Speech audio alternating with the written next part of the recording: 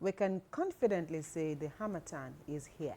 Because really, if you are anywhere you are, either in Lagos or Ogun State, and you're not feeling the Hamatan today, you need to go see your doctor. Good morning, Lagos. Good morning, Nigeria. Welcome to the Friday edition of The Conversation here on Lagos Television. It is the last show for the week at Debimpe's most excited day of the week. I do hope our voice will corroborate that fact today. Abi Hamatan has carried your voice. Good morning, ladies. Her voice is intact. Okay. Preparing for the weekend. We're already. Weekend started now. Weekend started since yesterday. This is on Thursday. Good morning, everyone. I'm Adebimpe Omutaya. It's nice to be here again. I am Joy Olu. Welcome to the conversation. Okay, it's Friday, the last show for the week, and today it promises to be quite exciting.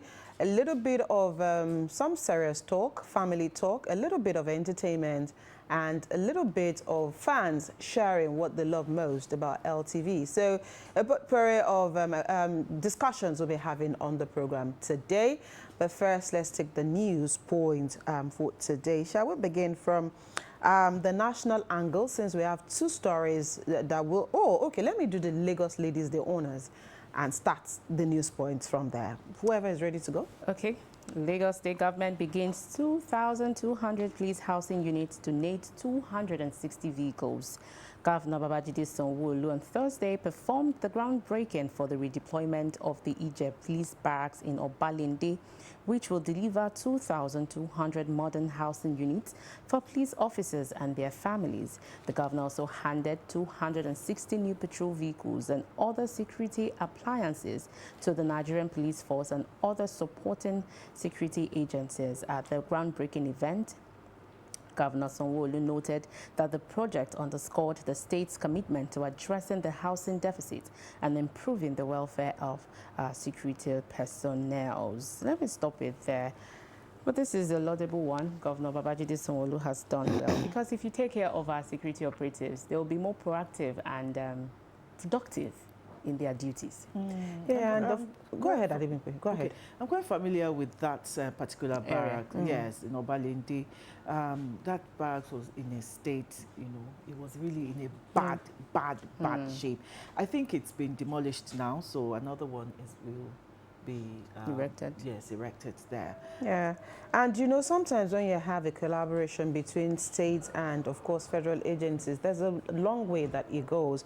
And just like Adebimpe said, if you're familiar with that Ije Barracks, you all know that indeed there's a need for government intervention in that area. And when you look at the welfare of police officers, especially having a roof over their heads, and if you also know their antecedents, you know that their families are usually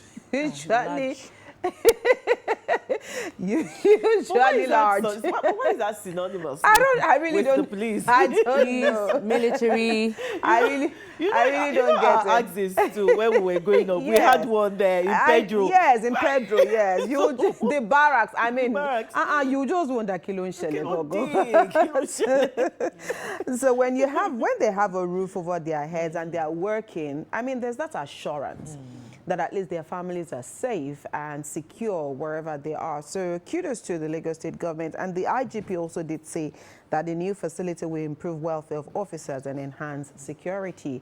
Some of these things, welfare goes a long way in motivating people to be at their very best.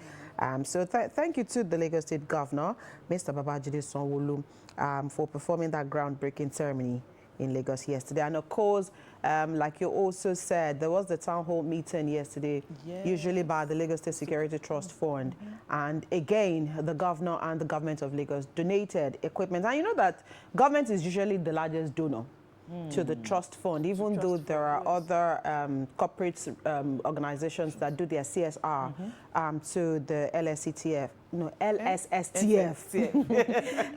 So, but we'll continue to call for more collaboration. It's not just about the government, it's about everybody in Lagos. And security, like we say, is everybody's business. Yes. Let's take the next story. Lagos Assembly denies awarding 17 billion naira gate contract. The Lagos State House of Assembly has described as unfounded the allegation made by an anti-corruption coalition that it awarded a 17 billion naira contract for the construction of the Assembly's gate.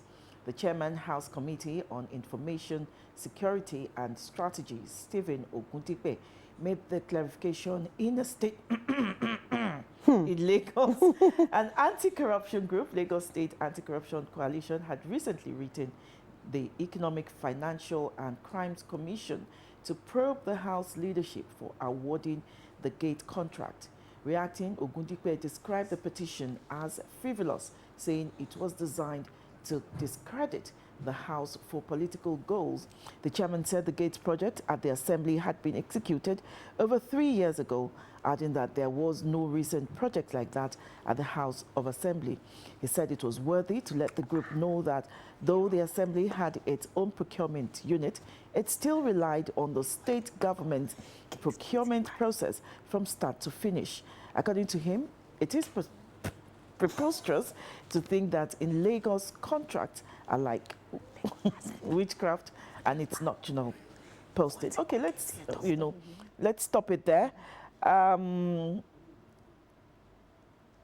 National Assembly has denied the State Assembly. Sorry, the State Assembly. Oh my goodness. The Lagos State House of Assembly has denied awarding a 17 billion naira gate contract. Okay, well, like they said, due process was followed in the award of that contract. But here is the thing, because again, except if that contract was awarded 3 years ago, because if you pass through the second gate of the Lagos State Assembly, it is actually under construction or under renovation, how you want to take a look at it. But I guess what Mr. Ogundipe is saying here is that perhaps what was awarded 3 years ago was not 17 billion naira, but it behoves on them to prove beyond reasonable doubt that, this project is either it was not at that rate, at that price, or if there's a housekeeping to be done. Because if you pass through, you would actually see that there's still work ongoing in that place. So there just needs to be a better clarification as to what exactly is going on here. So if it wasn't 17 billion, would you want to state how much, it was the project got? Talking about transparency. Yeah. I mean, so if you're debunking an allegation, state your own side so that you're not just debunking, but you're proving facts beyond reasonable doubt, so that the person who has even taken you to the EFCC will know that, oh, okay, this was done in a transparent manner. Even if it was awarded 3 years ago. It's a project that you're undertaking. How much did it cost the Assembly? At least everybody can see there is a gate there and the work is going on. So it is so because and so when amount. you also try to move on. do certain things, it looks like you're covering up something. So, but then when everybody, who must come to equity, must come with clean hands. So put it straight there. This is what we did. This was what we did at the time this was done, and let everybody move on. How much they've spent so far, and everybody can move on. Yeah, everybody can move on. All right, the third story this morning: 50% salary cut. Reps to return 704 million naira to Tinubu. The House of Representatives will, on December 31st, 2024, present the sum of 704.91 million naira to President Bola Tinubu for the benefit of vulnerable Nigerians as part of efforts to alleviate the economic hardship caused by the removal of the petrol subsidy.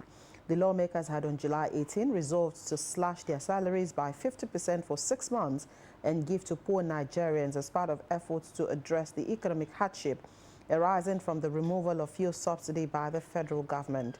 Addressing his colleagues during Thursday's plenary, Speaker of the House Tajuddin Abbas announced that the lawmakers had fulfilled the 50% salary cut pledge and had pulled together 704.9 million naira to be donated to poor Nigerians.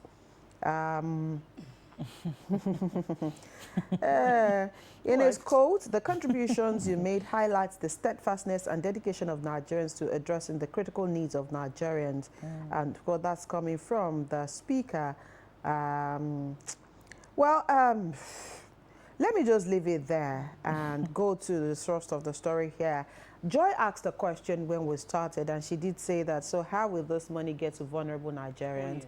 Who are the vulnerable Nigerians? Okay.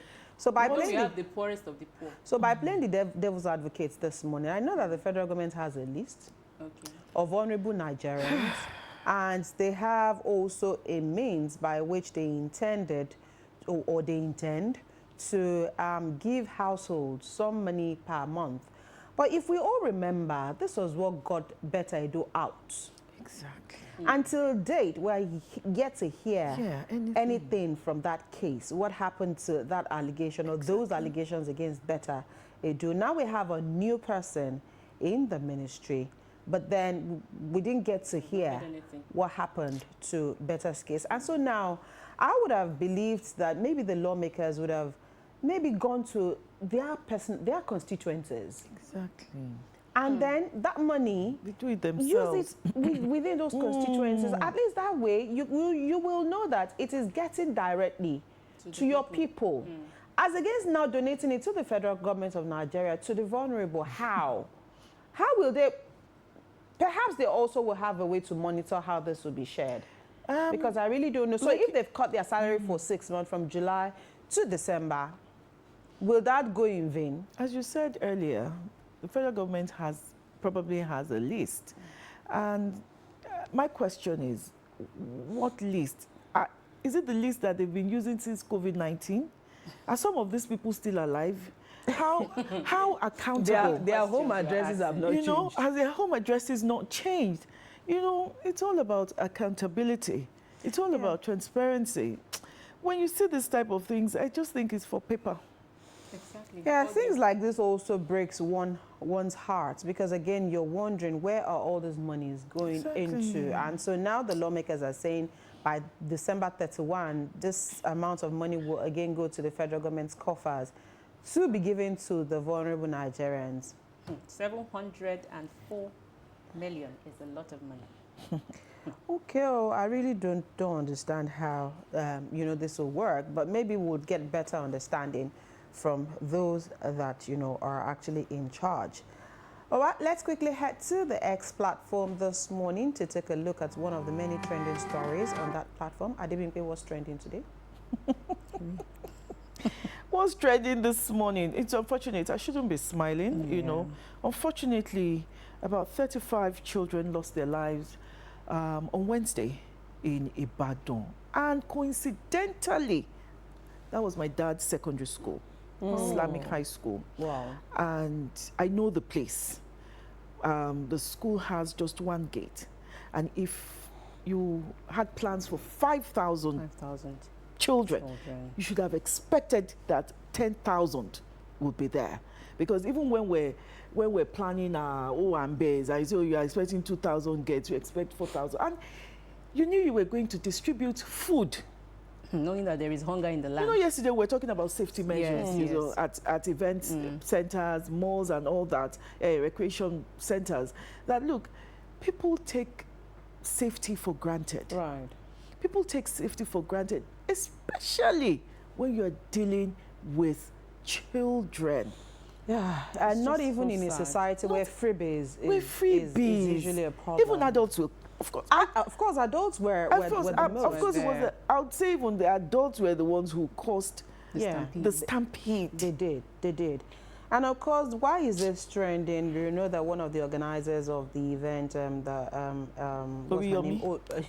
Amzat. Yeah, Agidigbo FM, Oriyomi Amzat, and the former wife of Ooni, Naomi Ogunwusi, who's also, I think she's in police custody.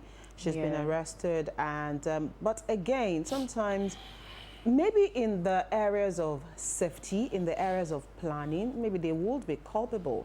But honestly, we should also begin to talk to ourselves as Nigerians. Yes, there might be hunger in the land. Yes, the things might be, but we must be civil at all times. Yes. We must be civil. We must respect authorities. We must be orderly. We have a penchant for not being orderly. True. We have a penchant for wanting to take full advantage of situations. It happens here, even in our premises, when politicians, want to do palliatives and people that ordinarily you shouldn't even see there. They have no business. You will see them, and they will shunt the lines. They will be unruly and things like that. So we need to also ensure that when these things happen, our senses are open. Because those children that died, they were children that could not even take care of themselves. They were children that ordinarily had no business being by themselves. So what are we saying? Yes, the country is hard. Yes, people are hungry. But as parents, we must also be responsible to our children. When you get to a place, it happens a lot to me. And I see that there's a crowd. They're jelly. You move. I will carry my body and leave. Yeah. Because anything can happen when there's a stampede. And so this is what has happened. Because again, a lot of people are saying the federal government, there's hunger in the land. Even if there's hunger Even in if the there land. is hunger. Can we not also be, can we also not, do things like normal human beings? That's because safety is your priority. It's not really taken seriously, and it's just so sad. I still want to talk about parents because, this type of scenario, when you take your kids out, it is the parents you will see pushing Yes. pushing their children, pushing other children. It's just so sad. It's really sad. It's really, really sad. 35 children. Some are still That in is the a hospital. lot. That's a lot. And we're not even sure if that will be the last. Some are still in the because some are hospital. still in the hospital and all It's of really that. So sad. these things are Really, quite really sad, sad. and there are things that are avoidable. So Exactly. for those who would also, for those who organize freebies, for those who, please take into heart when you're organizing these things, the venue. Please don't use a small venue if you are planning things like this, because especially since it was even announced on radio. You know that radio is open invitation. So please, 5,000 for that- when you for plan that things, place please was ensure too that much. you also look at how space. Safety Yes. exits. Space is very important. It is very important. Please, let's put this. Were there ambulances? No. No, there Were weren't. there, they didn't Ambulances. put all these things They in. would Safety not have. measures. I'm sure those were not even the things that their minds went to, because they didn't even think it was going to happen. Yeah. But I'm sure it's a lesson, and I'm sure that others can learn. It's a big one. From this scenario. All right, we'll take a quick break, and when we return, part one of our conversation will be here this morning, going back to the family. And of course, the link between the family, the society. This time round, we're looking at restoring lost values in the family system. Again, whose fault is this? Parent. I remember what you said. Parenting is hard, though. It's hard. So It is is hard. it just Serious business. parent, or because again sometimes I know parenting is hard, but I'll go back to my most loved word, intentionality. Intentional. It is very important. It is honestly. when you are being intentional, you will know that it is hard. That is it now. So when you're not intentional, then you don't care. You don't care. But then when you're intentional, you see through the lines. And you can never And find the same pattern. it is not a No child one is size fit it. all. No. It is not a one size fit all. I Every child have is a unique. set of twins, and I don't treat them the same The way. same way. Even though they are twins, Even they do though not they have are. the same personalities. At all. So that conversation, I'm sure you'd enjoy it, is after the short break.